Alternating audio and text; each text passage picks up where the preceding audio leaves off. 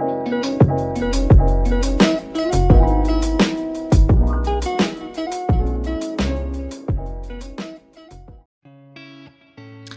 جايز، اليوم غادي نديرو لاصوص ديال البيتزا.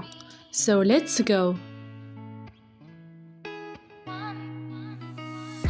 بالنسبه للطريقه ديال تحضير لاصوص، كنقطعوا مطيشه وكنديروها طيب وكنخليوها حتى كتغلى مزيان، ومن بعد كنطفيو عليها البوطه وكنخليوها تبرد شويه، ومن بعد كنديروها في الخلاط الكهربائي.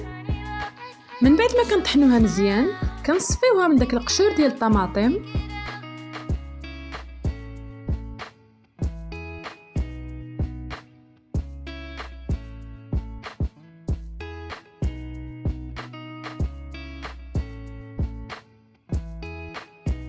وكنعاودو نردوها طيب فوق البوطه، وكنضيفوا لها شويه ديال الزعتر وشويه ديال الملحه وشويه ديال الزيت ومطيشه ديال الحك، ومن بعد كنخليوها حتى كتغلى مزيان وكنطفيو عليها.